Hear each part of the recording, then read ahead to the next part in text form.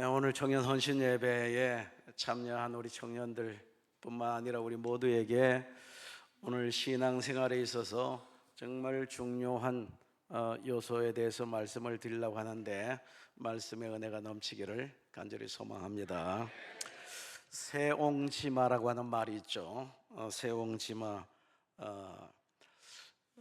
세옹이의 말이다라는 얘기인데, 여러분 다 알겠지만은 이 세옹이가 사람 이름이 아니라 변방 마을의 늙은이가 기르는 말이라는 얘기입니다. 변방이나 국경지대에 국경 마을에 한 노인이 애지중지 여기는 말이 있었어요. 우리나라식으로 말하면 민통선 마을에 한 영감이 말을 키우는데, 그 말을 애지중지 여기면서 키웠는데, 그 말이 휴전선을 넘어 국경을 넘어서 북한으로 넘어가 버렸다는 얘기입니다.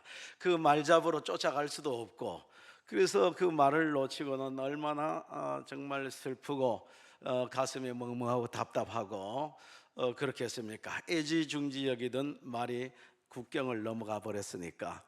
그런데 그래서 수심에 쌓이고 낙심해서 나날을 보내고 있는데, 어느 날 그 국경을 넘어 도망쳐갔던 그 말이 돌아왔습니다. 영가님 앞에 턱 나타난 거예요.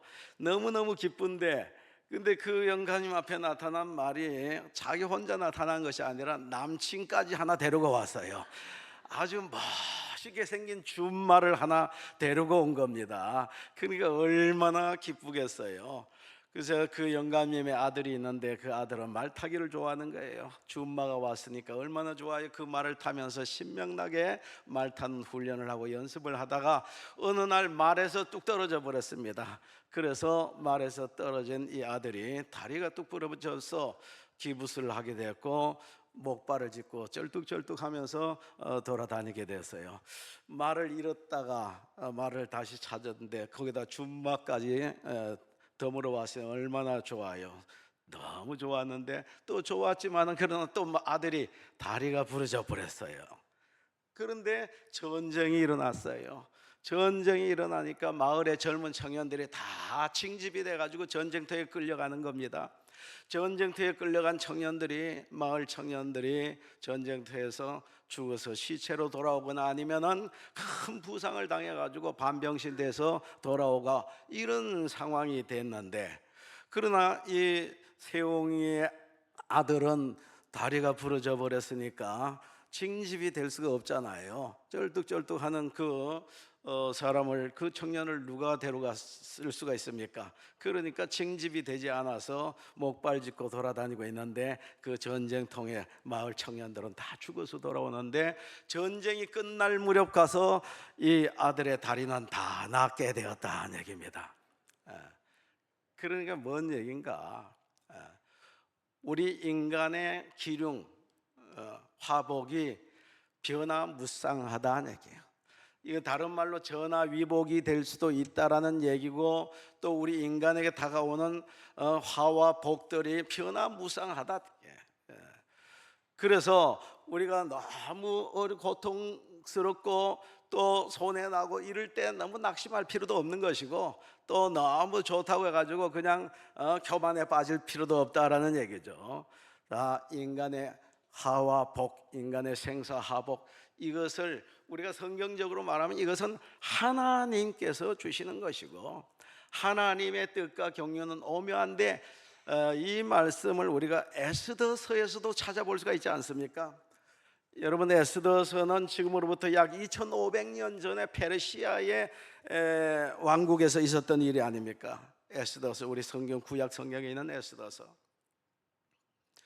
그 당시에 페르시아는 초강대국이었습니다.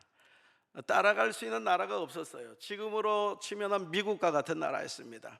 국경은 인도에서부터 아프리카 구수 땅 이디오피아까지, 이게 전체가 페르시아 왕국의, 페르시아 제국이었습니다. 그때 왕의 이름이 아하수에로 왕이었고, 그리고 그 부인이 왕후가 누군가, 바로 에스더였습니다. 에스더는 바로 유대인이었어요.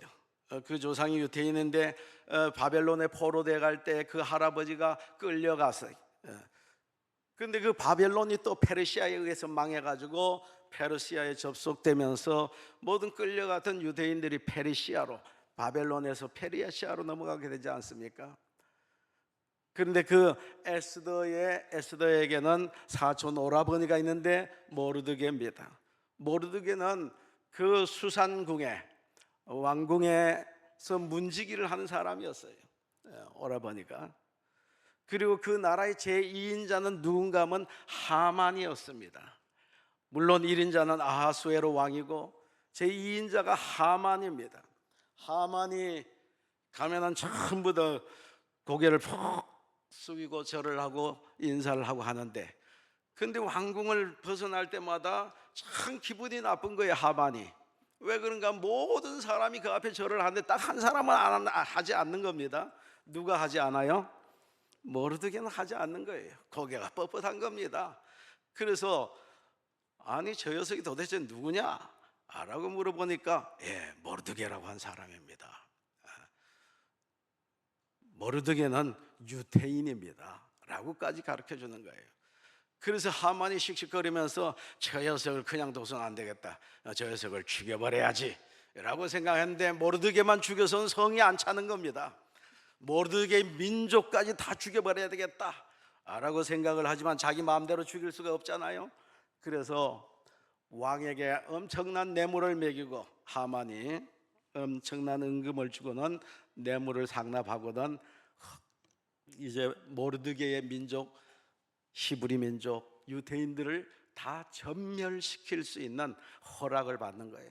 왕의 의인을 딱 찍어가지고 이제 방을 붙이는 겁니다. 지금으로 말하면 12월 13일, 이날이 바로 유대민족을 다 전멸시키는 D-Day로 잡았습니다.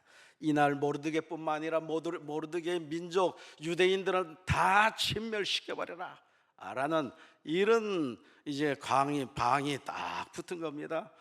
이렇게 되니까 유대인들이 얼마나 슬프고 고통스럽고 괴롭겠습니까? 모르드게는 이 사실을 알고는 베옷을 입고 머리에 죄를 뒤집어 쓰고는 왕궁을 거닐게 되는 거예요, 통곡을 하면서. 그래서 이 소식이 에스더 귀에까지 들어간 겁니다. 아니 우리 사촌 오라버니가 왜 그렇게 막 상복을 입고 죄를 뒤집어 쓰고 통곡을 하면서 다니는가? 이렇게 되면은 그냥 살아남을 수가 없다. 베옷을 입고 왕궁으로 들어가면은 그 사람은 처형되는 거예요. 그런데 바로 자기 오라버니, 사촌 오라버니가 그렇게 하고 있다니 깜짝 놀라가지고 사연이 뭐냐라고 사람을 보내가지고 물으니까 바로 이렇게 여차여차해서 우리가 다 죽게 생겼다, 하만의 계계로 인해서 우리 유대인들이 다 죽게 생겼다. 그러니 이거 심각한 문제가 아닌가? 네가 왕후의 자리에 앉은 것은 바로 이때를 위함이 아니냐? 네가 손을 잘 써가지고 우리 민족이 다 살아날 수 있도록 한번 너가 노력을 하라. 그래 오라버니 사람을 보내가지고 대답을 해줍니다. 에스더가 그렇게 하고 싶지만 내가 왕의 어전에 들어간 지 벌써 한 달이 됐는데 한 달이 되도록 왕이 나를 불러들이질 않았습니다. 왕이 부르지도 않는데 왕궁으로 들어간다면 지고아를 막론하고 살아남을 수가 없습니다. 내가 어떻게 들어갈 수가 있습니까? 그래 네가 왕후라고 너 혼자 살아남을 수 있다고 생각하느냐? 네가 혹시 산다고 한다 할지라도 하나님께서는 그냥 두지 않을 것이다. 네가 그냥 있다라면 다른 어떤 방법을 통해서라도 하나님께서는 이 민족을 구해낼 것이고, 그러나 너는 살아남지 못할 것이다. 그러니 너가 한번 목숨 걸고 이 민족을 구해봐라. 오라버니 알았습니다. 내가 앞으로 3일 동안 금식 기도하겠습니다. 우리 모든 이 성에 살고 있는 유태민족들도 다 우리 민족들은 3일 모두가 어린아이든 늙은이든 전부 금식을 해 주시오. 금식을 하고 내가 죽으면 죽으리다 하고 왕 앞에 나가서 이 사실을 알려서 이 민족을 구원하도록 하겠습니다. 그래서 금식을 했습니다. 금식을 하고 죽으면 죽으리다. 왕이 부르지도 않는데 나가면 죽는 거예요. 왕후도 예외는 아니에요. 그냥 죽습니다. 처형되는 겁니다. 그러나 귤을 던지면 왕의 지휘봉 같은 귤이라고 하죠. 그 귤을 던지면은 그 사람은 살아날 수가 있어요. 어쨌든 간에 죽으면 죽으리다 하고 이 에스더가 왕 앞으로 나가게 됐어요. 근데 왕이 보니 깜짝 놀라. 왕후가 부르지도 않은데 오는 겁니다. 그런데 그 다가오는 왕후를 바라보니까 얼마나 예쁜지 왕의 눈에 너무너무 왕후가 딴 날보다 예쁘게 보이는 거예요.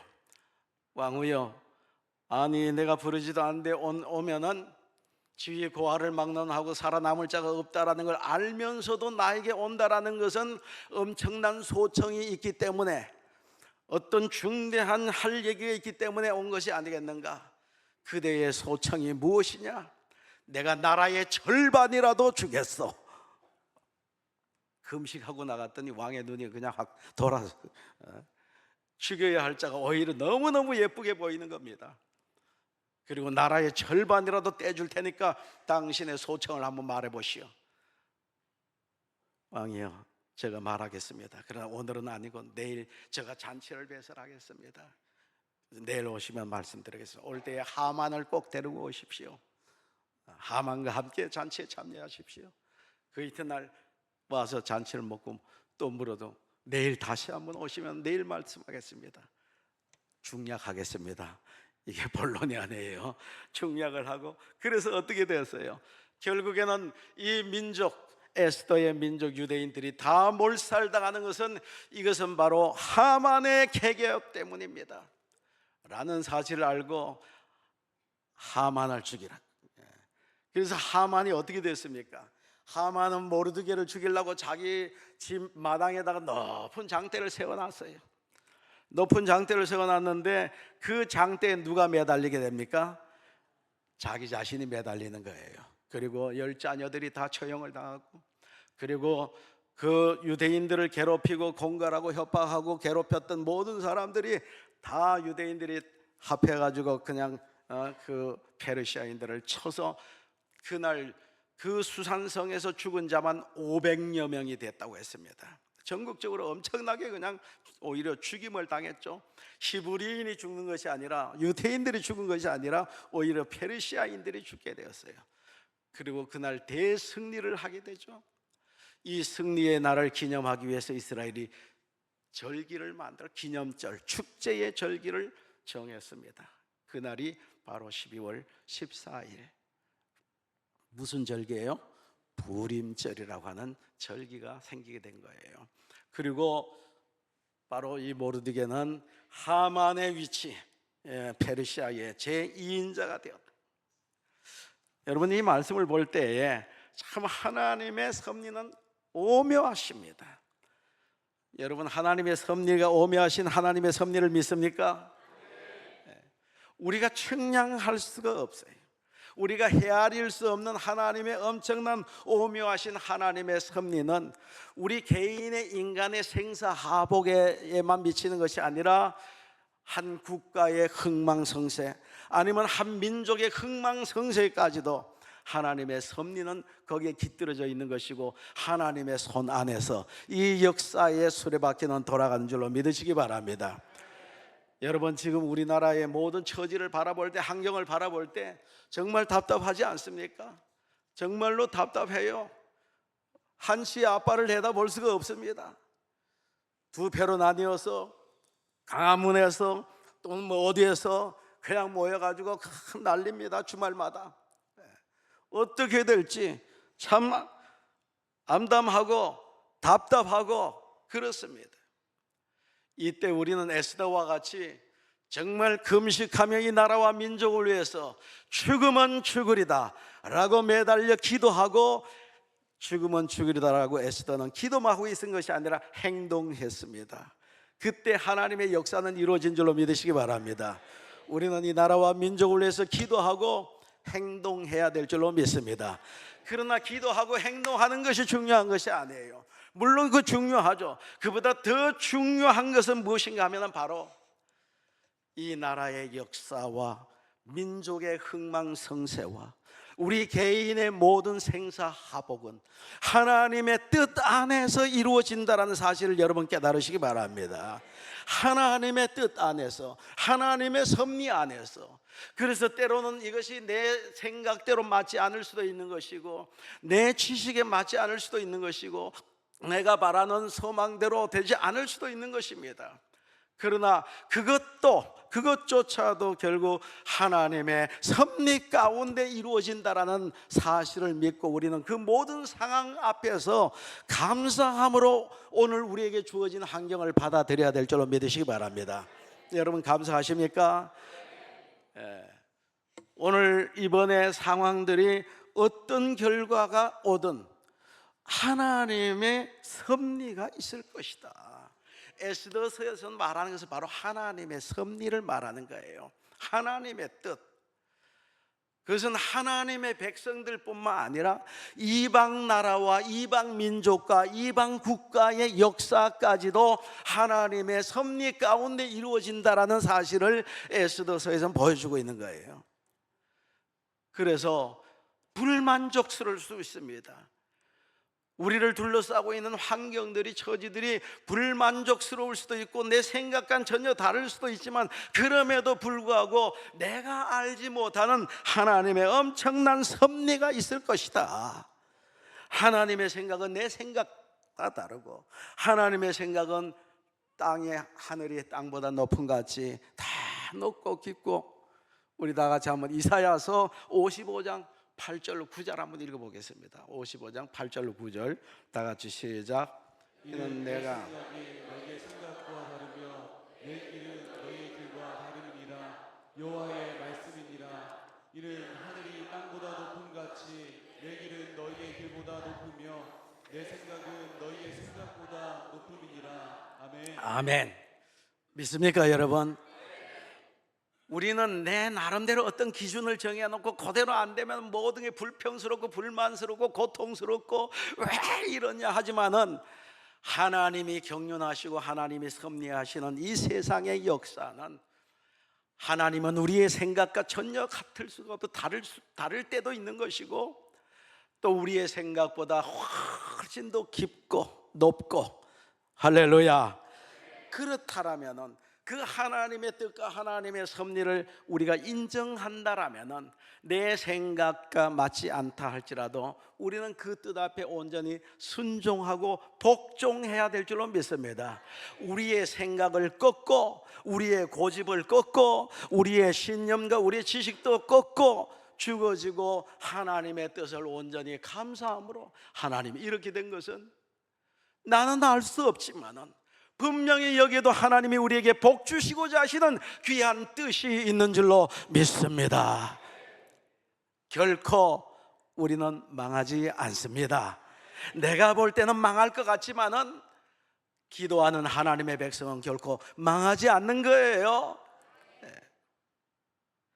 그래서 우리는 내 생각, 내 고집, 내 뜻, 내 욕망, 내 어떤 신념, 내 비전까지라도 다 꺾고 하나님의 뜻에 온전히 순복하고 순종하고 그 뜻을 받아들이는 것이, 이것이 바로 신자들의 삶이고 하나님께서 우리를 향하신 바로 기대하시는 기대라는 사실을 깨달으시기 바랍니다. 그것을 오늘 아까 사회자가 읽은 본문의 말씀 속에서 우리에게 가르쳐주고 있는 거예요. 자, 우리 기독교는 두 개의 중요한 기둥 위에 기독교가 세워졌다고 할 수가 있습니다. 하나는 바로 십자가의 교리고, 또 하나는 부활의 교리입니다. 그 십자가와 부활에 대해서 오늘 말씀 속에서 나와 있습니다만은, 오늘 이 두 가지 말씀을 다 말씀드릴 수 없고 십자가에 대해서 말씀을 드리겠습니다. 우리 기독교 하면 바로 십자가의 종교가 아닙니까? 십자가의 종교. 근데 그 십자가도 두 가지로 우리가 생각을 할 수가 있다는 얘기예요. 하나는 바로 예수님이 지신 십자가가 있고, 또 하나는 내가 져야 할 십자가가 있다는 얘기예요. 그것을 오늘 본문에 얘기를 하고 있어요. 자, 이 말씀의 그 배경들을 우리가 먼저 쭉 한번 그 주변의 배경을 생각해 볼 것 같으면은, 예수님께서 어느 날 제자들을 데리고 가이사라 빌립보로 가셨을 때에 거기서 예수님께서 제자들에게 질문을 던지지 않습니까? 사람들이 나를 누구라고 하느냐라고 하니까 제자들이 서로 얘기를 합니다. 세례 요한이라고 하던데요. 또 다른 제자는 말하기를 엘리야라고 얘기하던데요. 또 다른 제자들은 얘기하기를 예레미야나 아니면 한 선지자 중에 한 사람이라고 얘기를 합니다 라고 대답을 하니까 예수님께서 말씀하시기를, 그러면 사람들은 나를 그렇게 얘기하는데 너희들은 나를 누구로 보느냐라고 질문을 던졌습니다. 다시 그때에 베드로가 뭐라고 합니까? 유명한 고백을 하죠. 자, 베드로가 뭐라고 얘기했어요? 주는 그리스도시요 살아계신 하나님의 아들이십니다 라고 아주 정답을 얘기했어요. 그러니까 예수님께서 얼마나 기쁘신지, 바요나 시몬아 내가 복이 있다. 이를 알게 하는 이는 네 혈육이 아니요 하늘에 계신 내 아버지시니라. 너는 베드로라. 이 반석 위에 내 교회를 세우겠다. 음부의 권세가 이기지 못할 것이다. 내가 너에게 천국 열쇠를 줬는데 네가 땅에서 매면 하늘에서도 매일 것이고 네가 땅에서 풀면 하늘에서도 풀릴 것이니라 라고 말씀을 하면서 극찬을 해주셨습니다. 아주 대단한 칭찬을 해주셨어요. 그리고 오늘 읽은 말씀이 이어지는 겁니다. 내가 이제 예루살렘에 올라가게 되는데, 예루살렘에 올라갈 때 가면은 거기서 장로들과 대제사장들과 서기관들이 나를 엄청나게 고통을 주고 나를 결국 죽일 것이다. 내가 고난을 받고 죽임을 당할 것이다. 그러나 3일 만에 내가 다시 살아나게 될 것이다. 바로 예수님의 십자가의 죽으심을 예언하시고 부활을 예언하는 거예요. 십자가와 부활, 두 개의 중요한 교리가 이 말씀 속에 있죠. 이 두 가지 말씀을 다 드린 것이 아니라 한 가지 십자가에 대한 얘기를 말씀을 드린다고 했습니다.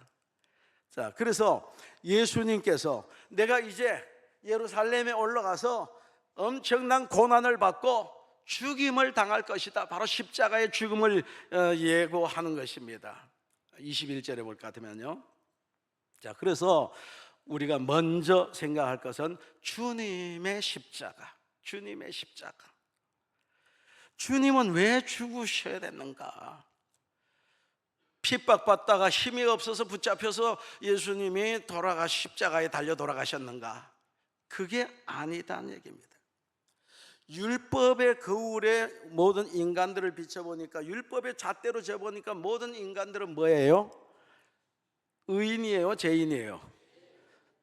의인은 없나니 한 사람도 없고 모두가 죄인이다 얘기예요. 율법이라고 하는 잣대에 재보니까 모두가 죄인이야. 걸리지 않는 사람 단 한 사람도 없어. 큰 죄든 적은 죄든 다 걸려. 그러면 죄의 삭은 뭐예요? 사망. 다. 그래서 율법 아래서 모든 인생들은 죽을 수밖에, 멸망당할 수밖에 없는 겁니다.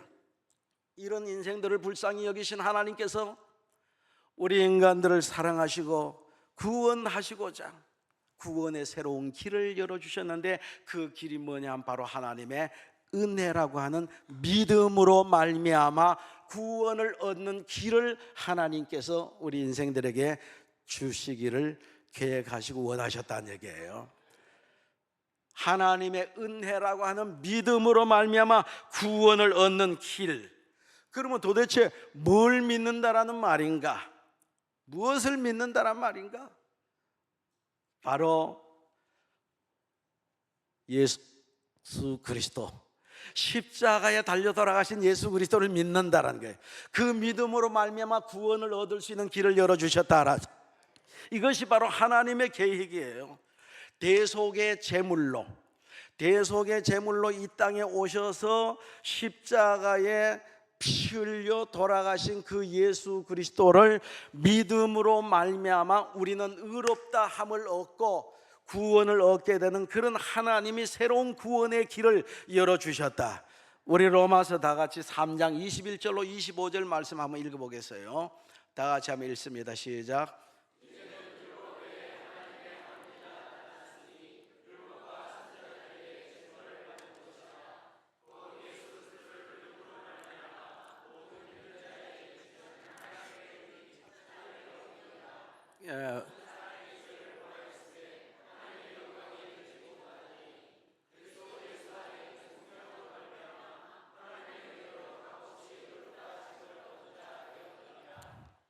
예수를 하나님의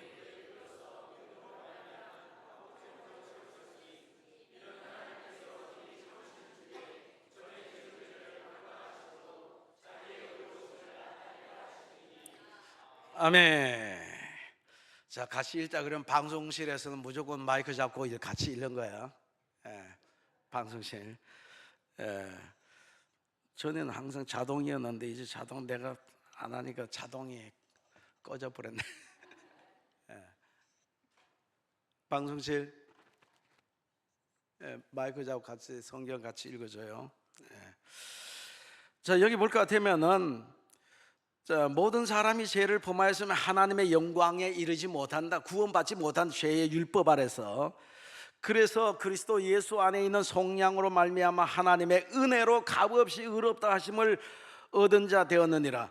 이 예수를 하나님이 그의 피로써 믿음으로 말미암아 화목 제물로 세우셨으니 이는 하나님께서 길을 참으시는 중에 전에 지은 죄를 간과하심으로 자기의 의로우심을 나타내려 하심이라고 했습니다.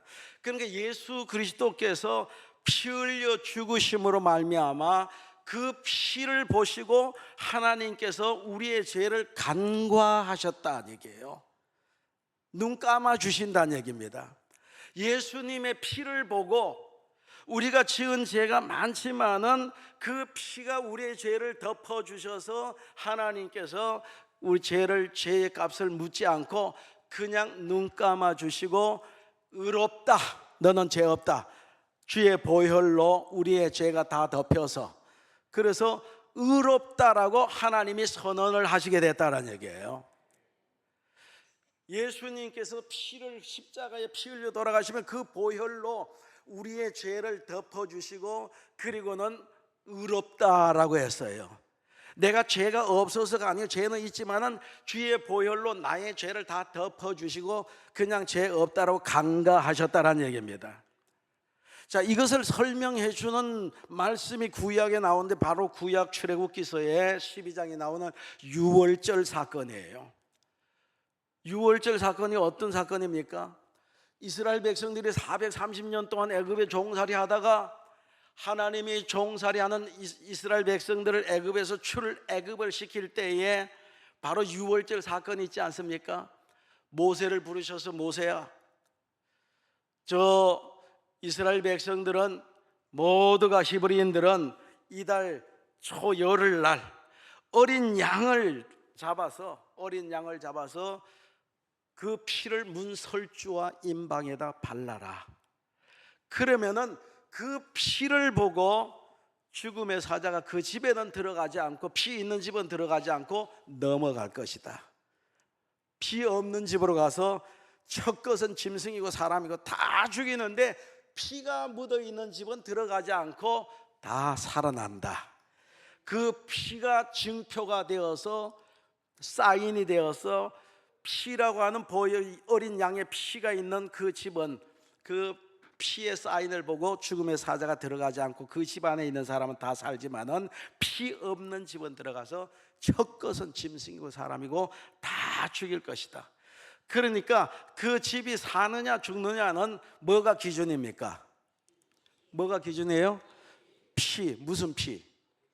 어린 양의 피. 어린 양을 잡아서 피를 발라라. 그 피가 있으면 다 산다. 그래서 피 있으면은 통과, 피 없으면은 죽음의 사자가 죽음이 들어가네. 그 집에 피 없으면 들어가서 죽는 겁니다.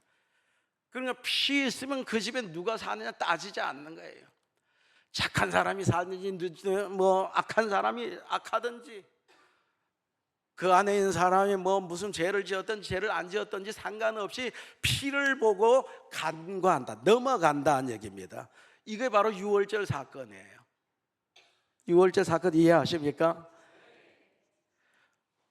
바로 그렇듯이 예수님께서 이 땅에 하나님 보내실 때 무엇으로 오셨어요? 어린 양 되시는 예수 그리스도라고 하지 않습니까?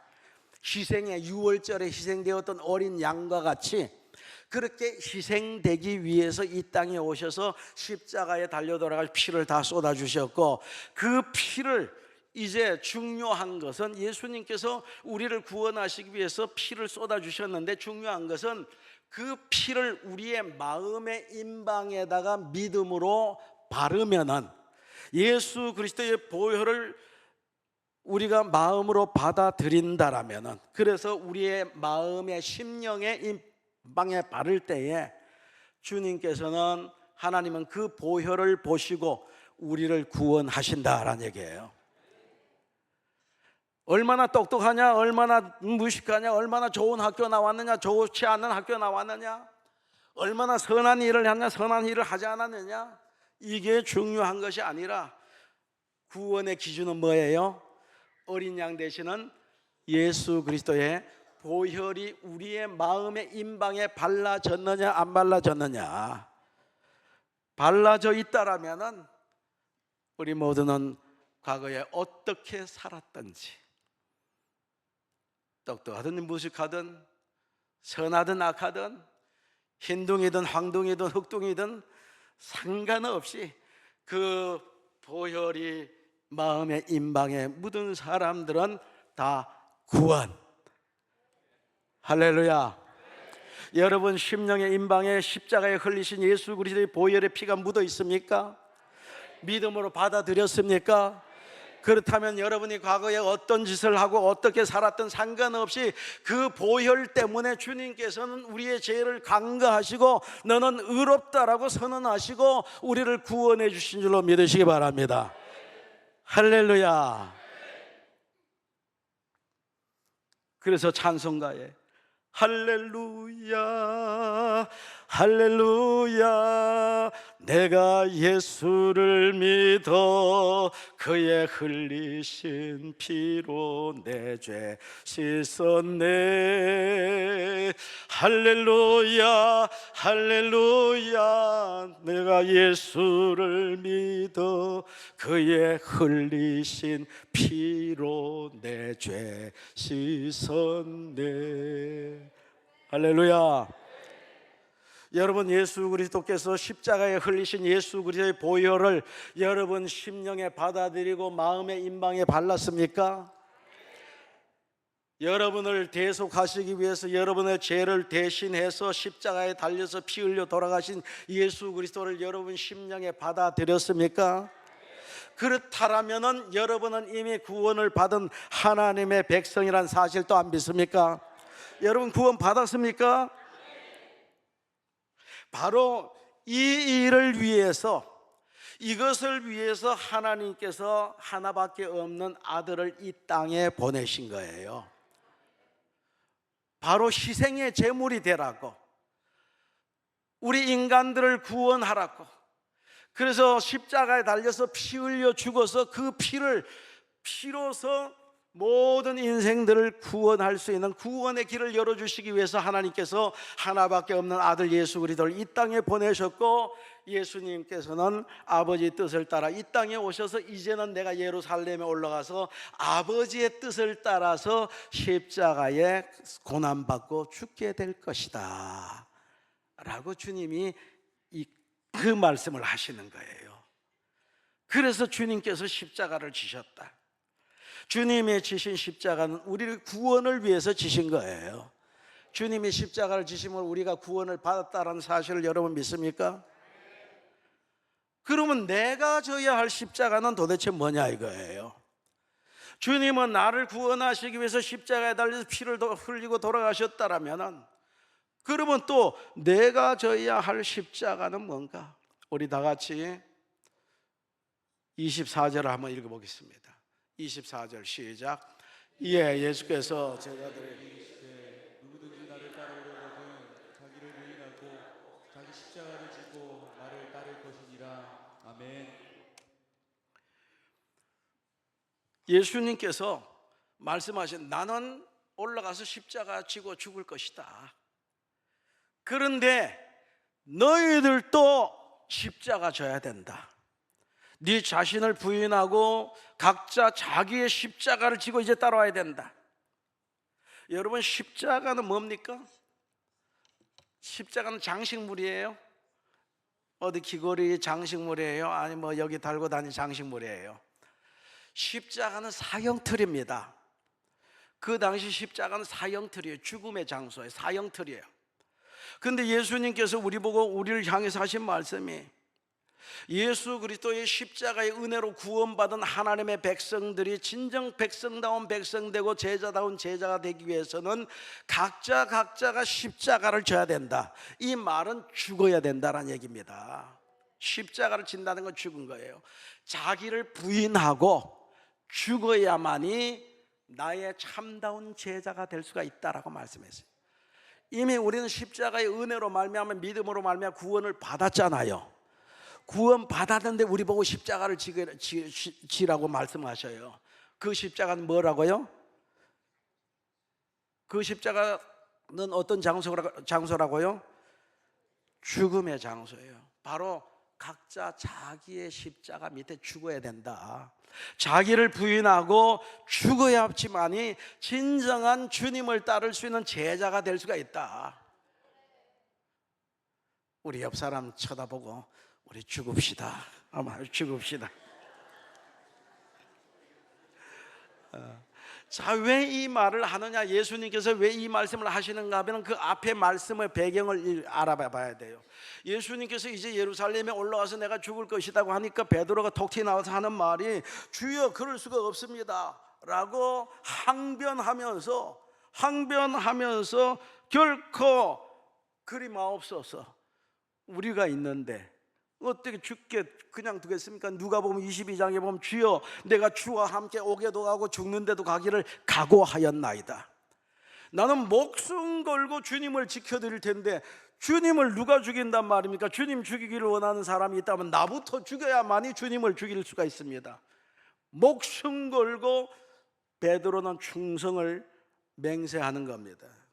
목숨 걸고 지키겠다는 얘기예요. 이런 충성 맹세를 하는 베드로를 향해서 예수님께서 말씀하시는 거예요. 사탄아 물러가라. 너는 나를 넘어지게 하는 자로다. 너는 하나님의 일은 생각지 아니하고 도리어 사람의 일을 생각하는도다 하면서 사탄아 물러가라고 엄청난 책망을 하지 않습니까? 왜 이런 책망을 하죠? 지금 베드로는 아니 목숨 걸고 예수님을 위해서 내 목숨 걸고 충성하겠나이다 하는데 사탄아 물러가라고 예수님이, 도대체 이해가 되지 않는 말씀이지 않습니까?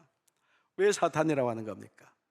지금 베드로는 그 이유를 말씀하고 있어. 예수님께서 너는 하나님의 뜻은 생각지 않고 사람의 일만 생각하는구나, 인간적인 생각 앞세워서 내가 지켜드릴 겁니다 라고 얘기하는구나. 네가 그 열정과 열심 좋지만은 그러나 먼저 네가 생각해야 할 것은 하나님의 뜻을 생각해야 하지 않느냐. 하나님께서 왜 나를 이 땅에 보냈겠느냐. 왜 보내셨대요? 뭘로 보내셨어요? 대속의 제물로, 대속의 희생에, 우리를 구원하기 위한 희생의 제물, 십자가에 매달려서 죽어서 피를 흘려 죽음으로 우리를 구원하기 위해서 하나밖에 없는 아들을 이 땅에 보냈는데 베드로는 그것도 모르고 그럴 수 없습니다, 안 됩니다 하는 거예요. 그러니까 지금 이 순간 베드로는 하나님이 하시는 구원 사역에 완전히 방해꾼이야. 방해하잖아요. 안 됩니다. 그러니까 하나님의 일을 방해하는 건 뭐예요? 사탄이죠. 사탄아 내게서 물러가라. 너는 하나님의 일은 생각지도 않고 네 혼자 열심 내겠다고 하는구나.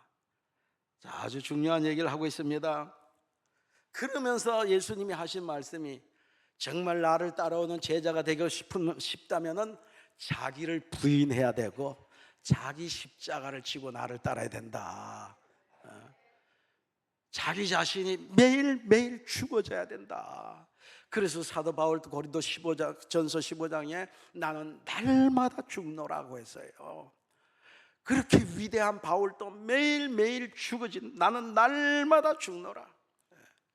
여러분, 하나님이 우리를 쓰실 때, 주님의 일에 들어 쓰실 때에 제1의 조건으로 우리의 어떤, 너가 열정이 있느냐, 의욕이 있느냐, 비전이 있느냐, 꿈이 있느냐, 이것이 하나님 앞에 쓰임받는 첫째 조건이 아니에요. 우리는 생각하기를 어떤 의욕과 열정과 비전과 꿈이 있으면 하나님이 쓰신다고 하지만 아니올시다입니다. 하나님 앞에 쓰임받는 첫째 조건도 둘째 조건도 셋째 조건도 우리의 열정과 신념과 의욕이 그것이 첫째, 둘째, 셋째 조건이 될 수가 없다는 얘기예요. 그걸 입증하는 것이 우리 출애굽기서에 다시 가서 볼 것 같으면 하나님이 모세를 들었을 때 언제 들었으셨습니까? 모세가 이스라엘 백성들을 구원하겠다라고 어느 날 나서지 않습니까? 자기 동족이 애굽 사람에게 맞아 죽는 걸 보고는 이거 참을 수 없다, 그냥 달겨들어 때려 죽여버리지 않습니까? 애굽 사람을. 딴에는 자기 딴에는 내가 이 민족을 이끌고 나가야 되겠다, 여기서 종로로 타고 있는 내 민족 히브리 민족을 끌고 나가서 독립만세를 불러야 되겠다, 독립국가를 세워야 되겠다라고 생각을 했겠죠. 그런데 이스라엘 백성들이 하나도 호응해 주지 않았어요. 오히려 죽이려고 달겨드는 거예요. 그래서 어디로 갑니까? 미디안 광야로 도망치지 않습니까? 그 가서 몇 년의 세월을 썩어요? 40년의 세월을 썩습니다. 의욕과 열정이 넘쳐서 내가 종로로 타는 이스라엘 백성들을 이끌어 나가서 독립만세 부르고 하나의 국가를 세워야 되겠다라는 신념과 열정이 가득 찼을 때 하나님이 그를 들으시지 않았어요. 오히려 미디안 강야로 이끌고 가서 거기서 40년 동안 목동 생활하면서 완전히 거기서 쩔어 빠지도록, 자기의 어떤 의욕도 욕망도 비전도 꿈도 열정도 다 사그러져 버리고. 어느 정도 사그러졌냐? 40년이 지났을 때 하나님께서 모세를 부르셔서 쓰시려고 모세가 부를 때에 너 가서 이스라엘 백성들을 독립만세 시키고 이스라엘 백성들을 구원해내라 할 때, 아휴, 나 같은 게 어떻게 합니까? 할만한 자를 보내소서. 나는 힘도 없고 열정도 없고 뭐 아무것도 없습니다. 젊음도 없고 내가 뭘 할 수가 있습니까? 할 만한 사람을 보내서요, 나는 아닙니다, 나는 아닙니다 할 정도로 코가 열잔은 빠져있고 의욕도 열정도 신념도 다 사그라진 상태예요. 그리고 코가 열잔은 빠져서 완전히 쩔을 대로 쩔어 있는 이때에 하나님이 모세를 불러 쓰시겠다고 불렀다라는 얘기입니다. 하겠다고 막 열정이 넘치고 막 의욕이 넘칠 때 하나님이 안 썼어요. 그때 지도자로 안 썼어요.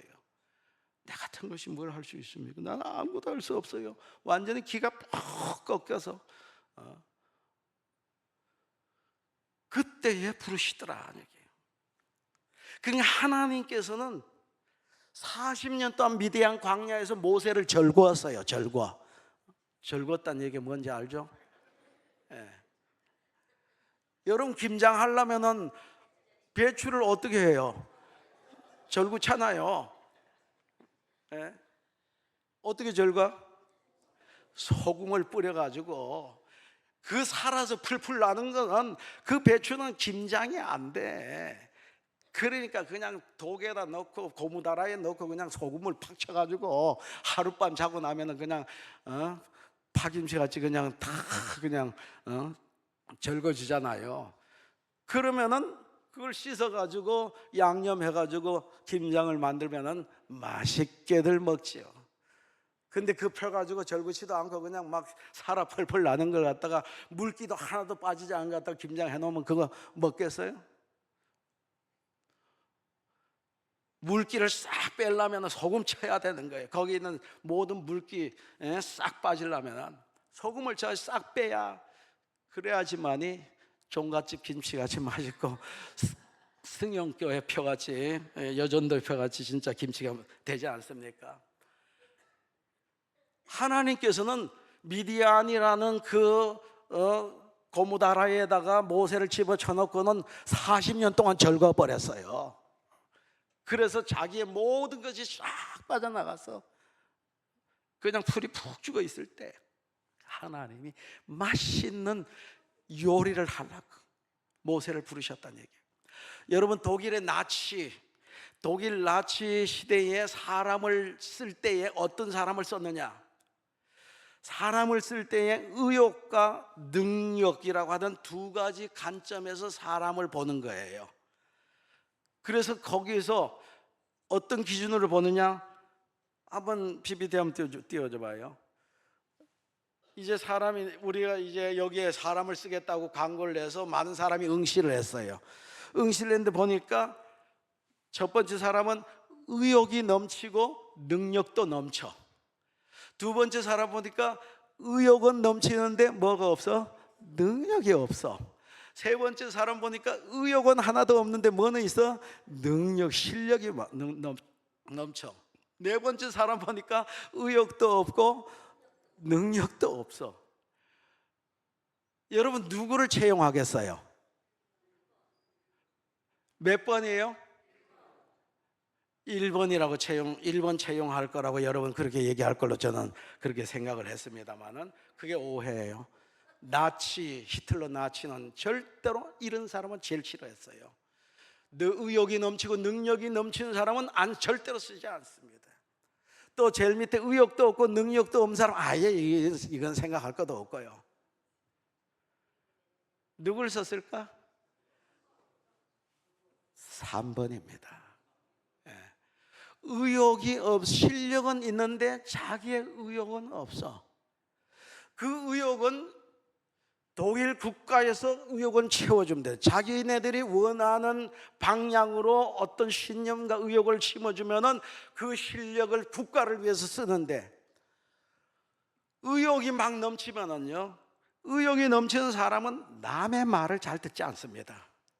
자기 나름대로 어떤 신념이 있고 고집이 있는 거예요. 의욕이 넘치는 사람들은요. 그래서 어떤 분별력과 균형감이 없어요, 이런 사람들은요. 거기다가 띄워줘봐요, 그냥.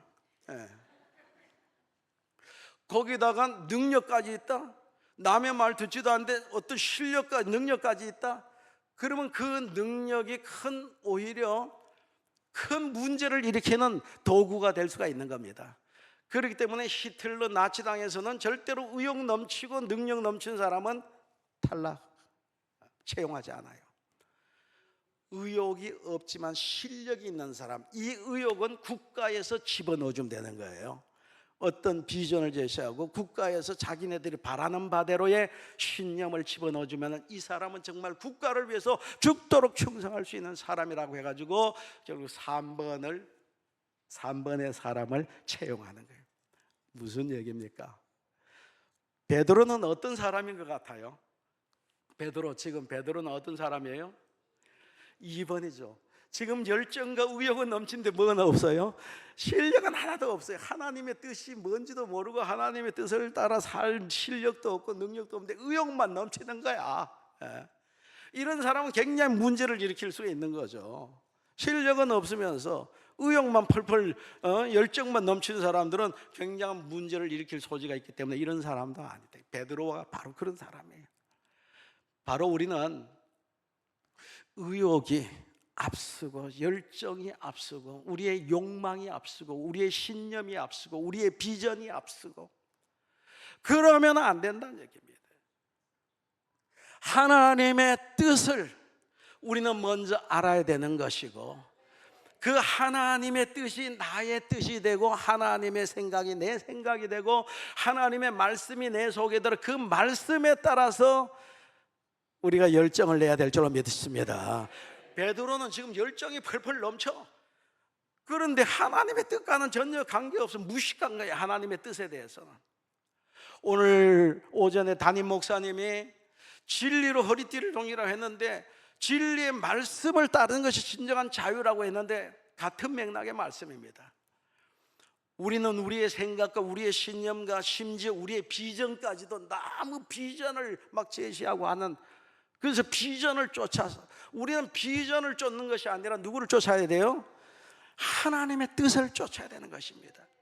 하나님의 뜻이라면 내 고집도 내 신념도 내 비전도 내 생각도 다 거기에 십자가에 못 박아 죽어져야 될 줄로 믿으시기 바랍니다. 죽이고 하나님의 뜻을 쫓아서 아멘으로. 하나님의 뜻이 내 생각하고 다를 수가 있어요. 아버지 뜻이 어디 있나이까? 주여, 주님의 뜻이 어디 있습니까? 주님의 뜻 뜻대로 하옵소서. 이 잔이 내게서 떠나가길 원하지만 그러나 내 원대로 마옵시고 아버지 원대로 하옵소서. 아버지께서 내가 십자가 지는 것이 아버지 뜻이라면 내가 십자가에 죽겠습니다. 누가 그랬어요? 누가 그랬습니까? 예수님이 그러지 않습니까? 그래서 아버지 뜻에 온전히 순종한 결과가 뭐예요? 십자가의 죽음입니다. 마찬가지, 우리도 죽어야지만이 하나님의 뜻을 이룰 수가 있는 거예요. 죽지 않으면 하나님 앞에 쓰임 받을 수가 없어. 비전이 있다고 쓰는 게 아니야. 신념이 있다고 쓰는 게 아니에요. 우리 자신의, 우리의 모든 소욕과 우리의 육신의 소욕, 우리의 모든 상식, 지식, 신념, 이것이 죽어져야 되는 겁니다. 하나님이 지팡이 쓰시는 지팡이는 살아있어요, 죽었어요? 지팡이, 마른 지팡이 죽은 거예요, 살아있어요? 죽은 거 아닙니까? 살아있으면은 그게 지팡이요 뱀이든지 아니면 지렁이든지 하지. 꾸불꾸불 하면 그것을 아이고 무서워라, 아이고 더러워라, 징그러워라 내버리지 않겠어요? 죽어야 하나님 손에 잡혀서 쓰임을 받는 겁니다. 내가 맨날 살아가지고 내 욕심대로 내 생각대로 안 된다고 투덜거리고 이런 사람 골 때린 사람이야. 내가 죽어져야 돼. 자기 어떤 기준을 딱 세워놔놓고 절대로 안 꺾이는 사람들이 있어요. 교회에서 골치 아픈 사람입니다. 하나님의 진리의 말씀에, 하나님의 뜻에, 하나님의 그 생각은 우리의 생각보다 높기 때문에 때로는 이해가 안 되고 불평스러울 수도 있지만, 그러나 이해 안 되지만은 그러나 나 자신을 죽일 때에 하나님 앞에서 쓰임받는 진정한 제자가 되고 성숙한 하나님의 백성이 된 줄로 믿으시기 바랍니다. 우리 옆 사람 보고 다시 한번 우리 다 죽읍시다. 죽읍시다. 성질도 죽고 내 지식도 죽고 내 상식도 죽고 내 신념도 죽고 내 꿈도 죽고. 꿈 죽이라 그러면 좀 이상한 것 같지만 그래도 내 꿈이 앞서서는 안 되는 거예요. 내 비전이 앞서서는 안 되는 겁니다. 비전도 하나님의 뜻 뒤로 가야 되는 거예요. 하나님의 뜻이, 말씀이, 진리가 앞서야 될 줄로 믿으시기 바랍니다. 그럴 때 우리가 바로 죽는다는 것은 순종한다는 것이고 십자가를 진다는 것입니다. 멋진 그리스도인이 되시기를 주의 이름으로 축원합니다. 이 오랜만에 설교를 시키면 자꾸 말이 많아지는 거예요. 기도 한번 하겠습니다. 고마우신 하나님, 예수님께서 우리를 구원하시기 위해서 십자가에서 희생양이 되셔 피를 다 쏟으시고 죽으심으로 그 피로 말미암아 우리의 죄를 덮으시고 하나님께서는 우리의 죄를 간과하시고 더 이상 죄를 죄로 따지지 아니하시고 우리를 의롭다고 선언해 주심으로 말미암아 우리가 구원함을 얻게 된 것을 감사를 드리옵나이다. 구원받은 우리는 이제 각자의 져야 할 십자가가 있음을 또한 깨닫게 하여 주시옵소서. 항상 우리의 현실과 우리의 생각과 우리의 신념과 우리의 욕망과 우리의 모든 상식, 이것을 뛰어넘는 하나님의 뜻, 진리가 있음을 깨달으면서 그 진리 앞에 우리의 모든 생각을 다 죽이고 온전히 순종하고 복종하는 바울과 같이 날마다 죽노라고 하는 고백 속에 살아감으로 말미암아 정말 멋진 우리 청년들, 멋진 성도들이 다 될 수 있도록 도와주시옵소서. 예수님 이름 받들어 기도하옵나이다. 아멘.